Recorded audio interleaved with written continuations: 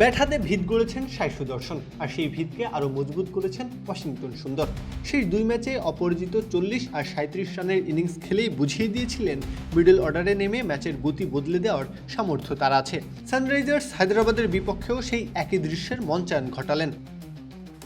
যখন ক্রিজে এলেন দল তখন 9.3 ওভারে 3 উইকেটের বিনিময়ে রান করেছে 64। বড় স্কোর করতে পারবে কিনা এমন শঙ্কা উকি দিয়ে উঠছিল গুজরাট শিবিরে। সুদর্শন শান্ত মেজাজে খেলেছেন, তবে একজনকে তো আক্রমণাত্মক মেজাজ না দেখালেই নয়। সুন্দর সেটাকে সুন্দরভাবে বুঝে নিয়ে নিজের কাজ করেছেন। 33 বলে 50 তুলে যখন সাজঘরে ফিরেছেন দল তখন লড়াইয়ের রসদ পেয়েছে। শেষ ম্যাচ তুলেছে 168 রান।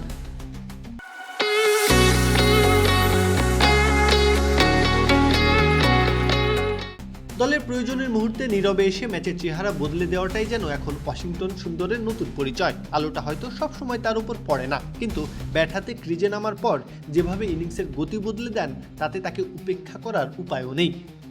শেষ দুই ম্যাচেই ব্যাট হাতে দারুণ কার্যকর ছিলেন তিনি। অপরাজিত 40 আর 37 রানের ইনিংস খেলে বুঝিয়ে দিয়েছিলেন মিডল অর্ডারে নেমে দ্রুত রান তোলার কাজটা তিনি বেশ ভালোভাবেই করতে পারেন। টি-20 ক্রিকেটে অনেক সময় 70-80 রানের ইনিংসের চেয়েও বেশি গুরুত্বপূর্ণ হয়ে ওঠে 30-40 রানের ক্যামিও। ওয়াশিংটন সুন্দর ঠিক সেই কাজটাই করছেন। তার 33 বলে 50 রানের ইনিংস হয়তো স্কোর কার্ডে সবচেয়ে বড় সংখ্যা নয়, কিন্তু ম্যাচের গতিপথ বদলে দেওয়ার জন্য যথেষ্ট ছিল।